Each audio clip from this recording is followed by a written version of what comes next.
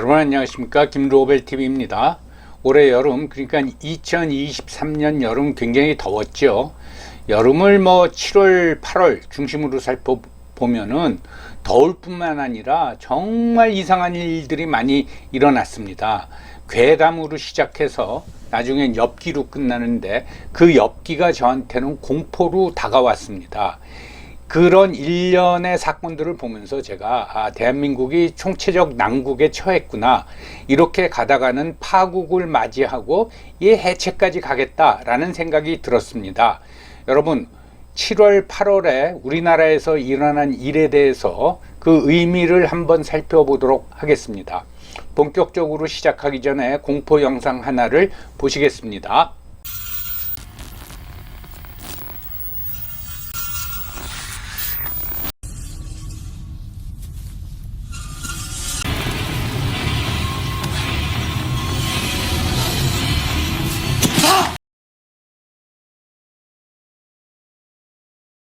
우리나라는 깜짝 놀랄 만한 일이 연속적으로 일어나죠.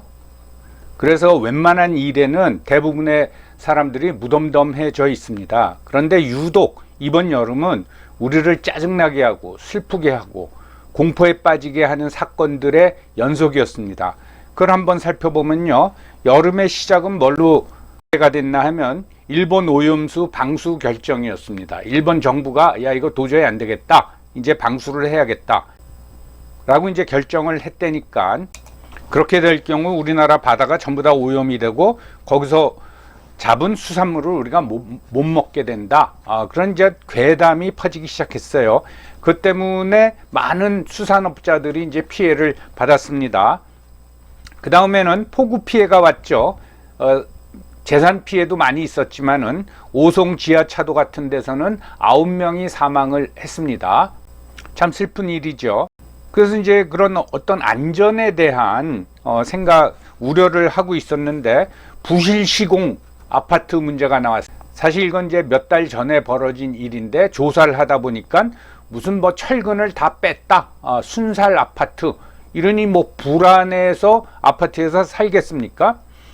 그러더니 그 비극적인 사건, 제가 영상으로도 달았죠. 서희 초등학교의 신임 여교사나 다름없죠. 이 여교사가 학내에서 극단적인 선택을 했습니다. 그래서 왜 그랬을까? 그 안을 살펴보면 또 엄청난 일들이 있는 거죠. 그런데 묻지마 칼부림 사건이 연이어서 일어나는 거예요. 그래서 서울에서만 일어나는가 보다 했더니 분당에서도 일어나고, 이런 사건은 불특정 다수를 대상으로 하니까 시민들을 이제 공포에 빠지게 하는 거죠. 그러는 가운데 또 잼버리 대회 파행 사건이 일어났습니다. 우리나라 정부에서는 엄청나게 쓰고 국제적 망신을 하냐, 이건 아직도 제대로 마무리되지 않고 현재 진행 중입니다. 그러더니 며칠 전에는, 지난주에 그 야당의 혁신위원장 가정사가 알려졌죠. 물론 현재 상태에서는 어느 게 진실인지 모르지만은 그 내용이, 저는 이제 엽기적으로 그 해명한 내용이 무릎을 베고 사랑 고백을 하다가 또 침을 흘리더니 갑자기 일어나서 방에 들어가서 극단적 선택을 했다. 완전히 엽기입니다. 엽기. 이런 사건이 일어나면서 요 사건 하나하나가 가지고 있는 의미가 있습니다. 그래서 제가 이게 우리나라가 지금 파국으로 가고 있지 않느냐, 그런 생각을 하게 됐다는 거죠. 이런 사건들을 보면 우리나라가 국민소득 35,000불 선진국이고 또 세계 10위의 강국이다 하는데, 그 허상이 다 드러나는 겁니다. 결국은 우리나라의 총체적 부실이 이번 여름에 드러났다라고 할 수가 있습니다. 먼저 이제 일본 오염수 방수 결정하고 이제 괴담을 보면은 이걸로 완전히 국론 분열이 일어났죠. 야당은 장외 집회를 계속하고 그러는데, 오염수를 방출한다 그러면 좋아할 사람이 누가 있겠습니까? 전 세계에 영향을 미치고 특히 우리는 가깝기 때문에 더욱 걱정이 되겠죠. 그렇지만은 여기에 대한 어떤 비과학적인 접근, 어떤 선동적인 접근, 이게 저는 참 한심스러워 보였습니다. 그러다 보니까 정부도 여기에 맞서야 되죠. 그러니까 그건 괴담 유포다 그러면서 2008년에 있었던 광우병 사태까지 끄집어내면서 그때 뭐 광우병 괴담을 퍼뜨린 연예인 명단까지 돌아다니고 완전히 국론 분열의 상황으로 들어섰습니다. 이게 의미하는 게 바로 정치가 실종됐다라는 거죠. 어떤 통합, 국가, 국민 통합을 목적으로 해야 되는 정치가 그냥 분열의 정치로 간 겁니다. 그 다음 이제 폭우 피해예요. 물론 자연재해를 피하기는 굉장히 힘듭니다. 근데 어처구니 없이 그 오송 지하 차도에서 9명이나 사망한 사건은 이건 안전 대책을 행정당국이 세우지 못했다라는 거죠. 그래서 이런 폭우 피해가 왜 일어났느냐? 그러니까 이제 4대강까지 또 나온 겁니다. 보호 해체를 해서 그렇게 됐다. 해가지고 이 논쟁이 난 거죠. 그러면서 또 어처구니 없이 해병 수색대원을 구조에 투입을 했는데 구명조끼를 입히지 않아서 사망을 해버렸습니다. 그 부모가 굉장히 분개했는데 나중에는 좀 누그러져서 그래도 해병대가 발전하길 바란다 라는 말씀을 남겼어요. 그런데 해병대고 뭐고 간에 급물살에 구조 작업을 시키면서 구명조끼를 안 입혔다. 이건 말도 안 되는 일입니다. 참 아직도 참 해병대는 큰일 났습니다. 이게 뭐냐면 어떤 행정의 실종입니다. 안전대책을 오송지역 행정당국이 세우지도 않고 군 지휘부도 안전대책을 세우지 않고 무사한 일이죠. 그다음 이제 부실시공 순살 아파트인데요. 이건 지난 4월에 사고가 터졌죠. GS건설이 검단 신도시에 세우는 그 아파트 지하 주차장이 무너졌는데 뒤로다 보니까 그게 콘크리트 안에 철근이 하나도 없더라. 그거에 대한 이제 조사가 계속되면서 이게 무량판 구조 공법으로 지은 거다. 그런데 일반 사람이 무량판 구조가 뭔지 유량판 구조가 뭔지 뭐 알겠습니까? 근데 보니까 거기에 철근 콘크리트를 안 넣은 거예요. 입주자들이 불안해지는 거죠. 저는 가로지르는 보호가 없이 어떤 무량판 구조로 짓는다라는 것도 처음 알았고 거기 콘크리트에 철근을 넣지 않았다는 걸 듣고는 이제 깜짝 놀랐습니다. 그래서 이제 순살 아파트다 그런 얘기가 왜 철근을 안 넣느냐라는 논란이 벌어지면서 무슨 건축비를 절감하기 위한 거다 그런 얘기도 있고 또 외노자 문제까지 나왔습니다. 거기서 일하는 외국 노동자들이 철근을 빼돌려서 그렇게 됐다. 그런 이제 말도 안 되는 얘기까지 나오게 된 거죠. 그러면서 이게 사실인지 아닌지는 제가 직접 확인을 못 해봤는데 1995년대에 무너진 삼풍 무량판 구조로 지었다. 그러니 아파트 주민들이 정말 벌벌 떠는 거죠. 그래서 LH 시공 아파트 전수조사를 하고 민간 아파트까지 조사하면 이게 엄청난 사례가 발견이 될 것이다. 완전히 안전실종입니다. 안전실종. 이제는 비싼 아파트에도 안심하고 들어갈 수가 없는 거예요. 안전실종이죠. 그 다음에 이제 서희초등학교 여교사 극단적 선택 사건이 벌어지는데 이게 무슨 학생인권 조례 때문에 그렇다, 학부모 갑질 때문에 그렇다, 그거는 충분히 납득이 갑니다. 그러면서 교사들 수만 명이 모여서 주말마다 이제 시위를 하고 있습니다. 그러는 와중에 그 유명 웹툰 작가가 자기 자녀의 특수 교사를 고소를 해버렸죠. 이 유명 작가라서 돈이 굉장히 많다고 그럽니다. 그래서 변호사를 5명이나 고용했다고 그럽니다. 그러면 상대 교사가 무슨 돈이 있다고 거기에 제대로 법적 다툼을 벌일 수가 있겠습니까? 이것도 이제 일종의 학부모의 갑질 또는 있는 자의 횡포라고 할 수 있겠습니다. 전체적으로 보면은 이건 우리나라의 교육 실종을 의미하는 거고 교육 현장이 붕괴됐다. 이건 예전서부터 얘기가 나왔는데 아주 적나라한 사례라고 이제 하겠습니다. 그러니 신림역에서 묻지마 칼부림이 일어나더니 또 얼마 안 있다가 분당 서현역에서 또 비슷한 사건이 일어나서 많은 피해자가 발생을 했죠. 이거 관련해서 제가 영상을 만들면서 이건 예상할 수도 없고 또 예방할 수도 없는 사건이기 때문에 우리 스스로 보호하는 수밖에 없다. 그래서 어떤 방어 도구 몇 개도 소개해 드리고, 또 길거리를 갈 때 정신 똑바로 차리고 좌우를 살피면서 가야 된다, 그런 말씀을 드렸는데, 제가 뭐 호신 도구를 지참하고 다녀라 했는데 이게 과잉 방어랍니다. 과잉 방어. 그래서 혹시 그걸 사용하다가 상대방한테 상해를 입히면은 이거는 도구를 사용했기 때문에 특수 폭행이 되는 겁니다. 즉 상대방이 칼 가지고 나를 찌르려고 하더라도 그걸 막는 수단은 맨손밖에 없는 거예요. 그리고 또 이제 예고 범죄라고 해가지고 SNS에다가 자기가 어떤 범행을 저지르겠다라는 글이 막 올라오는 거죠. 그래서 100여 명을 적발했다고 합니다. 적발하고 보니까 초등학생도 포함되어 있다라는 거예요. 정말 이건 뭐 불안해서 다닐 수가 없죠. 그래서 이제 불신 검문을 강화하고 그랬는데, 이게 무슨 군사 독재 시대냐, 불신 검문을 하게 불쾌하다. 그리고 이제 도심에 그 범행이 예고된 장소에 경찰들을 배치하면서 장갑차도 등장했더니 윤석열 정부가 군부 독재로 다시 돌아갔다. 어떤 인권 논란이 지금 벌어지고 있습니다. 그런데 시민들은 자기를 방어할 수단이 없는 거예요. 그러니까 한 현직 경찰관이 글을 올리지 않았습니까? 죄송합니다, 시민 여러분. 그런 일이 벌어져도 저희는 적극 대처할 수가 없습니다. 잘못 대처했다가는 저희는 과잉 진압으로 징계를 받습니다. 라고 하면서 시민 여러분 각자 도생하십시오, 이런 글까지 올렸습니다.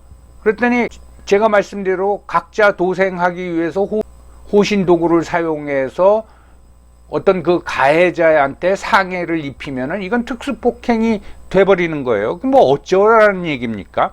결국은 치안 부재, 그런 범죄가 일어나도 경찰이 제대로 손쓰지도 못하고 그 다음에 내가 피해를 이 맨손으로 막을 수밖에 없는 어떤 치안 부재 현상이 지금 벌어지고 있는 거죠. 그 다음에 이제 잼버리 대회 파행입니다. 이건 뭐 물론 이제 날씨가 더워서 그런 건데 시설 미비 때문에 그런 거죠. 이미 뭐 많은 분석이 나왔기 때문에 제가 추가적으로 말씀드릴 거는 없고요. 여러분들 간척지에다가 야영지, 그것도 4만 명을 수용하는 야영지를 설치하면 어떻게 됩니까? 그것도 웃기지만은 그렇게 파행이 되고 준비 소홀 뭐 시설 미비에 대해서 또 논란이 일어나는 거죠. 그러니까 이게 뭐 지금 정권이 이거 책임지려고 하겠습니까? 전 정권에서 추진한 건데, 그러니까 이게 무슨 호남 민주당 그 지역의 카르텔 때문에 이렇게 됐다, 뭐 그런 부분도 있겠지만은, 또 야당 측에서는 무슨 소리냐, 현 정권이 출범한 지 1년 4개월이 됐는데 그동안 뭐 했냐, 뭐 이런 논란.